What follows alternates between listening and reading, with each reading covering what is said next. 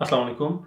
नक्काश और डॉक्टर नाम एक बार फिर आपके सामने हाजिर हैं नए प्रोग्राम के साथ और नई बातों के साथ। डॉक्टर साहब, जनाब। लास्ट प्रोग्राम आपने बड़ा ज़बरदस्त किया और उसका बड़ा अच्छा फीडबैक भी हमें मिला। ट्रैवलिंग लगता है लोगों को बहुत ज़्यादा पसंद है यहाँ पे। आपका एयरपोर्ट पे काम करने के अलावा आपका पूरी दुनिया आपने फिरी है, स्पेशली आपने यूरोप बहुत ज़्यादा फिरा है। आपने तकरीबन 22 कंट्रीज़ यूरोप की फिरी हैं। मैं चाहूँगा कि आप मुझे थोड़ा-सा अपना एक्सपीरियंस और नाज़रीन को अपना एक्सपीरियंस बताएँ कि ये 22 कंट्रीज़ आप कैसे फिरे हैं? गाड़ी में गए हैं, पैदल गए हैं, साइकिल पे गए हैं, जहाज़ पे गए हैं, कैसे गए हैं? और कौन-कौन से जो मुल्क हैं आपको पसंद ज़्यादा आए हैं? और आप रिकमेंड करेंगे नाज़रीन को कि हम भी वहाँ पे जाएँ? नकाश बाबू, जो 22 कंट्रीज़ में यूरोप के जो मैं फिरा हूँ, उसके अलावा मैं और भी कंट्रीज़ में तकरीबन मैं 29 कंट्रीज़ फिरा हूँ, लेकिन यूरोप के जो 22 कंट्रीज़ हैं वो अपने जो ज़माने तालिब इल्मी हैं उसके अंदर मैंने बहुत ज़्यादा ट्रैवलिंग की है। बाद में मुझे इतना ज़्यादा मौका नहीं मिला। तो ज़माने तालिब इल्म में आपके पास वक्त भी होता है, आपके पास पैसे भी होते हैं, तो आप बड़े आराम से ट्रैवल कर लेते हैं। जहाँ तक बात है कि किस तरह ट्रैवल किया है, उसमें कार पे सबसे ज़्यादा मैंने ट्रैवल किया है। उसके अलावा मैंने जहाज़ के ऊपर भी ट्रैवल किया हुआ है, बहरी जहाज़ से भी ट्रैवल किया हुआ है, उसके बाद ट्रेन में भी ट्रैवल किया हुआ है। हर पॉसिबल जो मोड है मैंने यूरोप का, पूरी यूरोपियन लाइफ को मैंने थ्रू एंड थ्रू एंजॉय किया हुआ है। बल्कि उन कंट्रीज़ को भी मैंने विजिट किया हुआ है जो अभी यानी बर आज़म यूरोप पर तो हैं लेकिन यूरोपियन यूनियन का हिस्सा नहीं है। मिसाल के तौर पर मोल्दोवा। अच्छा। अच्छा, तो डॉक्टर साहब ज़्यादातर जो आप ममालिक घूमे हैं वो आप कार में घूमे हैं, बाय रोड गए हैं। बड़ा ज़बरदस्त, ये तो इंटरेस्टिंग चीज़ है। डॉक्टर साहब कैसा एक्सपीरियंस होता है जब आप स्पेन से फ़र्ज़ करें निकलते हैं, यूरोप के दीगर ममालिक में जाते हैं, तो किन किन चीज़ों का हमें ध्यान रखना है? क्या क्या मुश्किलात रास्ते में आ सकती हैं? कोई टिप्स और ट्रिक्स तो हमें बताएं। जी बिल्कुल। जब भी आप निकलने से पहले आप ये इंश्योर करें कि आपकी कार रिलायबल है, पहली बात। दूसरी बात ये कि जो आपके डॉक्यूमेंट्स हैं, आपके डॉक्यूमेंट्स, ये बहुत इंपॉर्टेंट चीज़ है, जो आपके डॉक्यूमेंट्स हैं वो वैलिड होने चाहिए। बाज़ लोगों के पास अभी भी पुराने लाइसेंस हैं जो यूरोपियन यूनियन में एक्सेप्टेबल नहीं है, यूरोप के तमाम कंट्रीज़ में एक्सेप्टेबल नहीं है। सिर्फ वो लाइसेंस जो स्पेन से इशू हुए हुए हैं, यानी अगर आपके पास स्पेनिश पासपोर्ट या स्पेनिश रेजिडेंस परमिट है तो स्पेन के जो आपके लाइसेंस है जिसके ऊपर यूरोपियन यूनियन का दायरा होता है बना हुआ और ई लिखा हुआ होता है, वो लाइसेंस एक्सेप्टेबल है। हमारी अक्सरियत के पास वो है। लेकिन ऐसे पुराने साहबान जो यहाँ पे रह रहे हैं और उनके पास पुराने लाइसेंस हैं, वो जितनी जल्दी हो सकता है उसको तब्दील करवा के डिजिटल लाइसेंस जो यहाँ के स्पेन का है वो वाला लें। अच्छा, तीसरी बात ये है कि जो आपकी इंश्योरेंस है ये बड़ी इंपॉर्टेंट है। आप इंश्योर करें निकलने से पहले, अपनी इंश्योरेंस कंपनी से पूछें कि कितने मुल्कों में ये वैलिड है। बाज़ इंश्योरेंस कंपनी सिर्फ लोकल एरिया को कवर करती हैं सस्ती होने की वजह से, और आप सस्ती इंश्योरेंस आपने ले ली होती है और आप यहाँ से फ्रांस जाते हैं या जर्मनी जाते हैं, गाड़ी ख़राब होती है, आपको किसी किस्म की कोई असिस्टेंस नहीं मिलती और वो बहुत महंगा आपको पड़ता है। डॉक्टर साहब, इसके अलावा इंश्योरेंस वालों से डिमांड एक स्पेशल कागज़ भी डिमांड करना पड़ता है जिसे ओखा वेर्दे मेरे ख्याल में कहते ओखा हैं। वेर्दे उसको कहते हैं, ग्रीन कलर का वो होता है। और वो नॉर्मली तो जो अच्छी कंपनीज हैं वो पैकेज के साथ दे देती हैं। अदरवाइज अगर आपको इंश्योरेंस कंपनी ने नहीं दिया हुआ तो आप उनसे डिमांड कर सकते हैं, ये ले सकते हैं। चौथी बात ये है कि आपके पास जो आपकी हेल्थ इंश्योरेंस है या जिसको मेडिकल इंश्योरेंस कहते हैं, जो आपका है ना कैट सलूट वाला कार्ड, ये सिर्फ कतलूनिया के लिए। ये इस कार्ड को लेकर अगर आप किसी और स्पेन के एरिया में जाएंगे तो शायद वो आपको रिफ्यूज कर दें, नया कार्ड बनाना पड़ता है। बिल्कुल ठीक है। तो आपको इंश्योरेंस, आपके पास मेडिकल इंश्योरेंस होनी चाहिए जो आपको पूरी यूरोप के अंदर आपको कवर करे। खसूसन जर्मनी में मेडिकल बहुत महंगा है, इट्स वेरी एक्सपेंसिव। सिर्फ आप डॉक्टर के पास जाके जो आपने कंसल्ट करना है ना, कंसल्टेशन करने से पहले आपसे वो 120 यूरो आपसे लेंगे। वाह, ये तो काफ़ी ज़्यादा महंगे है। लेकिन डॉक्टर साहब, फ़र्ज़ करें अगर हम एक दो दिन के लिए, अगर कुछ लोग प्लान बनाते हैं जाने के लिए, सिर्फ जाना है और वापस आ जाना है, तो उसके लिए ज़रूरी तो नहीं है कि हम अपनी मेडिकल इंश्योरेंस भी करवाएं? रिस्क वाली बात है, रिस्क लेना चाहते हैं आप लें। अदरवाइज अगर आप ट्रैवल करना चाहते हैं जिस तरह लोग करते हैं, जिस तरह मैं किया करता था कि गर्मियों की छुट्टियां हैं, सर्दियों की छुट्टियां हैं, सांता से माना है, उसके लिए बेहतर है कि आप बनवा लें यूरोपियन, जो जिसमें यूरोपियन कवरेज हो। आप फ्री हो जाते हैं कहीं पर भी जाकर। आपको यानी आप ये समझें कि आपकी गलती ना हो, कोई आके आपको टक्कर मार जाए। तो अगर आपके पास मेडिकल इंश्योरेंस नहीं है तो आप बेयारों मददगार हैं वहाँ पे। तो जो फ्रीक्वेंट ट्रैवलर्स हैं, आप उन्हें रिकमेंड करते हैं कि वो अपनी मेडिकल इंश्योरेंस लाजमी करवाएं अगर वो यूरोप के टूर पे जा रहे हैं? जी बिल्कुल। अगर आप यूरोप के टूर पे जा रहे हैं, आपके साथ छोटे बच्चे हैं खुसूसन, तो जाने से पहले, क्योंकि ये जो यूरोप की जो मेडिकल इंश्योरेंस है ये 3 महीने की भी हो जाती है और बड़ी सस्ती होती है वो। اچھا جی بالکل. تو وہ آپ کروا کے پھر تو آپ کی ڈاکومنٹیشن نمبر 1 ڈاکومنٹیشن آپ کی بالکل صحیح ہونی چاہیے. دوسری بات یہ ہے جب آپ یہاں سے جاتے ہیں آپ کے جو بینک کارڈز آپ انشور کریں کہ یہ چل رہے ہیں. پھر ایک اور آپ کو ٹپ میں یہ دینا چاہتا ہوں کہ آپ کچھ کیش اپنے پاس ضرور رکھیں کیونکہ ہر جگہ آپ کا کارڈ نہیں چلتا. کچھ نہ کچھ کیش رکھیں اور کیش کو کبھی بھی ایک جگہ آپ نے نہیں رکھنا, کبھی بھی ایک جگہ نہیں. آپ ایسے ایریاز میں جا رہے ہیں مثال کے طور پہ فرانس ہے, ٹھیک ہے, یا فرانس کو چھوڑ دیں, بیلجیم ہے, بروسلز ہے, پھر اس کے علاوہ آپ ایمسٹرڈیم ہے, جتنے میٹروپولیٹن سٹی ہیں وہاں پہ تمام بہت قسموں کے چور بیٹھے ہوئے اور انٹرنیشنل اسٹینڈرڈز کے چور بیٹھے ہوئے, انٹرنیشنل اسٹینڈرڈ کے چور بیٹھے ہوئے. آپ کی گاڑی پہ نمبر اسپین کا لگا ہوتا ہے ای, انہیں فوراً پتہ چل جاتا ہے یہ بندہ باہر سے آیا ہوا ہے. ٹھیک, تو ایک دو چیزیں جو میں کیا کرتا تھا, میں یہ کیا کرتا تھا کہ جا کے جب میں نے گاڑی کھڑی کرنی تو میرے شیشے صاف ہوا کرتے تھے, یعنی ویزیبلٹی اس کی کلیئر ہوتی ہے. ٹھیک ہے, جو پیچھے والا ڈیش بورڈ ہوتا ہے میں اس کو عموماً کھول دیا کرتا تھا تاکہ نظر آئے کہ ڈگی خالی ہے. اور میں ایک اور بھی کام کرتا تھا کہ جب گاڑی پارک کرنی ہو تو میں اس کا گلوب کمپارٹمنٹ بھی کھول دیتا تھا کہ بھائی اس کے اندر کوئی ایسی چیز نہیں ہے جو ویلیویبل ہو, کیونکہ اگر شک کی بنیاد پہ بھی کوئی چور اگر آ کے شیشہ توڑ جائے اور بارش لگی ہوئی ہو تو آپ کا دن آپ کا سارا ضائع ہو جاتا ہے کہ آپ جائیں گے, ڈھونڈیں گے, شیشہ ڈلوائیں گے. ٹھیک ہے, انشورنس والے آپ کو پے تو کر دیں گے اس کا, لیکن آپ کو وہ جو خواری ہوتی ہے, دن ضائع ہوتا ہے, اس سے بچنے کے لیے بہتر ہے کہ یہ آپ احتیاطی تدابیر کر لیں. یا بہتر ہے کہ بہت سیکیور جگہ پہ اپنی گاڑی آپ پارک کریں, وہ تو بیسٹ ہے, اور ایسی خالی جگہ پہ جو سنسان جگہ ہے وہاں پہ نہ کریں, بہتر یہی ہے. بیسٹ یہ ہے کہ آپ اگر افورڈ کر سکتے ہیں تو وہ جو سپروائزڈ ہوتی ہیں, سپروائز پیڈ پارکنگ, وہاں پر آپ جائیں.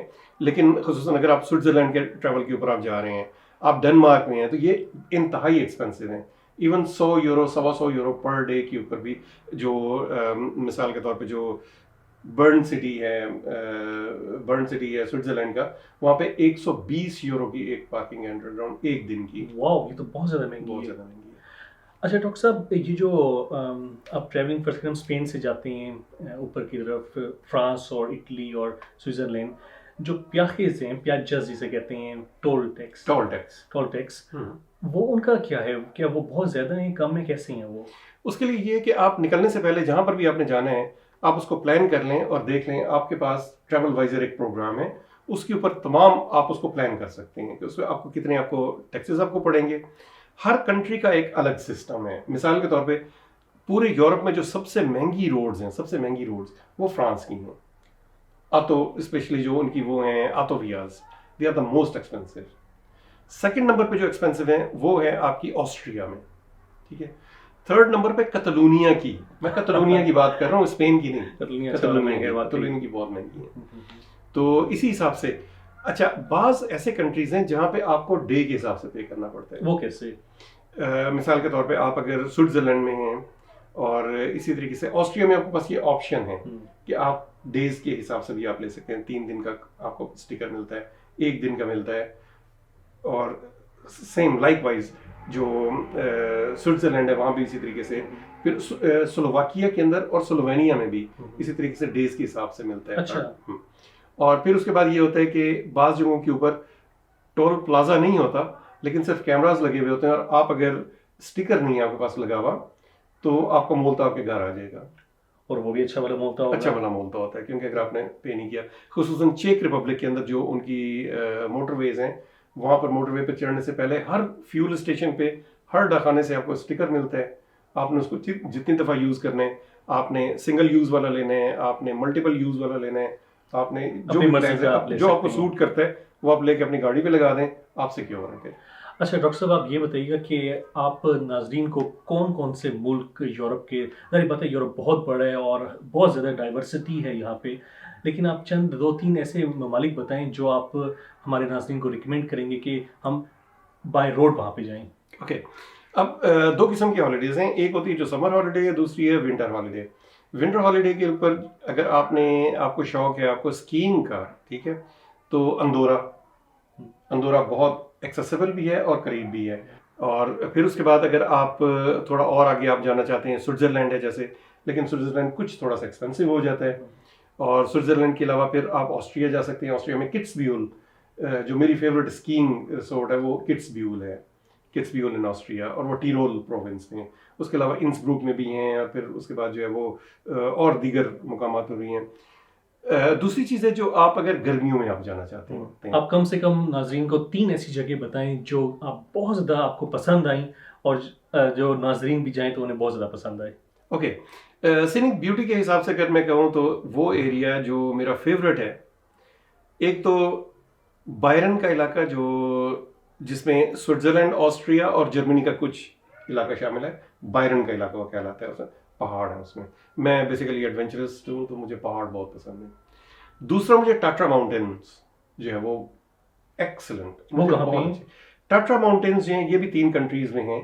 اس میں زیادہ حصہ جو ہے وہ اس کا چیک ریپبلک میں ہے، تھوڑا سا حصہ اس کا سلوواکیا میں، اور کچھ حصہ اس کا پولینڈ میں ہے. ٹاٹرا ماؤنٹینز یہ ساؤتھ آف پولینڈ میں. وہاں پہ سینک بیوٹی از سپر. انفراسٹرکچر کا تھوڑا سا پرابلم ہے کیونکہ روڈز وغیرہ اتنی اچھی نہیں ہیں، لیکن جو ریسورٹس ہیں وہاں پہ ریسورٹس میں تمام یورپین فیسلٹیز آپ کو ملیں گی. وہاں پہ آپ کو 3 اسٹار سے 5 اسٹار ہوٹلس تک آپ کو مل جائیں گے، جس طرح کی آپ افورڈ کرنا چاہتے ہیں، جتنا آپ کا بجٹ ہے اس حساب سے آپ اس کو مینیج کر سکتے ہیں. لیکن سینک بیوٹی آپ کو جس کو ایک طریقے سے آپ کہتے ہیں کہ ورجن بیوٹی آپ کو وہاں پہ ملے گی.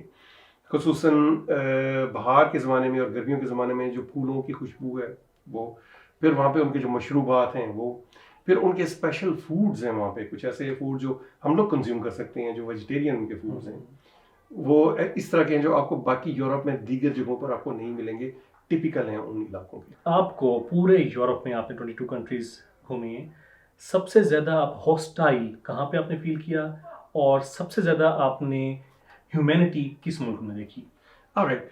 اس میں جہاں پہ مجھے خوف محسوس ہوا، باقاعدہ جو خوف محسوس ہوا، وہ 2 ایسے ریجنز ہیں. ایک ہے البانیہ. البانیہ میں you do not feel secure, بالکل البانیہ میں. اور دوسرا جو ہے دیٹ از رومانیہ. لیکن تمام رومانیہ نہیں. بوکارسٹ اس کو لوگ کہتے ہیں، بوکارسٹ میں. تو بوکارستی یا بوکارسٹ از اے ہاسٹائل، بہت ہاسٹائل ہے. اور کچھ ایسی جگہ جرمنی میں بھی ہیں، خصوصاً جو فارمر ایسٹ جرمن پارٹ ہے، وہاں پہ راسزم پایا جاتا ہے، باقاعدہ پایا جاتا ہے راسزم. اور وہ یعنی آپ کو سم ٹائمز نقصان بھی پہنچاتے ہیں مارتے پیٹتے. یعنی کہ آپ ہمارے ناظرین کو ریکمینڈ کریں گے کہ تھوڑا سا دھیان، اگر وہ جہاں پہ جانا چاہتے ہیں تو تھوڑا سا دھیان کریں وہاں سے تھوڑا سا دھیان کریں. اور میں تو یعنی البانیہ اس لیے گیا تھا کہ ہمارا اسلامک ملک ہے، ہمارے بھائی ہوں گے وہاں پہ، لیکن وہاں پہ کوئی مسجدیں بھی ہیں، نمازیں بھی ہوتی ہیں، سارا کچھ ہوتا ہے، لیکن انتہائی ہاسٹائل لوگ ہیں. جا کے خود آپ اگر دیکھنا چاہتے ہیں آپ چیک کریں، لیکن میں ریکمینڈ نہیں کروں گا کہ آپ جائیں اور وہاں پہ ٹورزم کریں. رائٹ. اور آپ کو سب سے زیادہ کن لوگوں کا اخلاق اور کلچر پسند آیا؟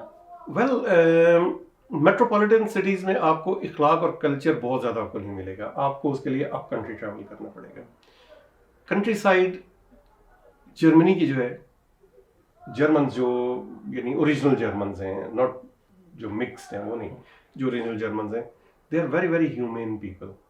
بہت زیادہ ان میں ہمدرد قسم کے لوگ ہیں. اور ڈنمارک میں آپ جائیں، سویڈز، ٹھیک ہے. سویڈز کی تو ہسٹری بھی ہے بیکاز دے ور وائکنگز، کہ یہ واحد یعنی باقی غلامی جب آئی یورپ کے اندر اور غلاموں کی تجارت ہوتی، خرید و فروخت ہوتی تھی، سویڈز وہ والے وائکنگز ہوتے تھے جو غلام کو 1 دن چھٹی دیتے تھے. واو. 6 دن اس سے کام لیتے تھے، 1 دن کہتے تھے یہ تمہارا ہے وہ، اور اس کو کچھ پیسے شیسے دے دیتے تھے. انسان کو انسان سمجھتے، تھوڑا سا سمجھتے تھے جی باقیوں سے بہتر. جی بالکل. پیسے شیسے بھی دے دیتے کہ جاؤ میلا شیلا دیکھو اور گھومو پھرو. تو وہ جو ایک دن ہوتا تھا اس کا، وہ سیٹرڈے کا دن ہوتا تھا، سیٹرڈے ان کا وہ آف ڈے ہوتا تھا، اور وہ مزے کرتے تھے جو غلام ہوتے تھے وہ لوگ.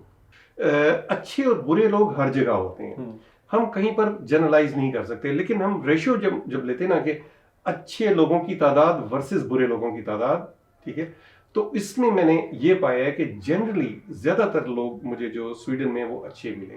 وہاں پہ برے لوگ بھی ہیں بالکل ایگزیکٹلی، ٹھیک، لیکن مجھے زیادہ تر تعداد وہاں پہ اچھے لوگ. جو آپ کا ایکسپیرینس ہے وہ جرمنی کنٹری سائڈ اور سویڈن میں کافی اچھا رہا. جی بالکل ایسا ہی ہے. زبردست ڈاکٹر صاحب، بہت بہت شکریہ، آپ نے اپنے ایکسپیرینسز ہمارے ساتھ شیئر کی اور ناظرین کے ساتھ.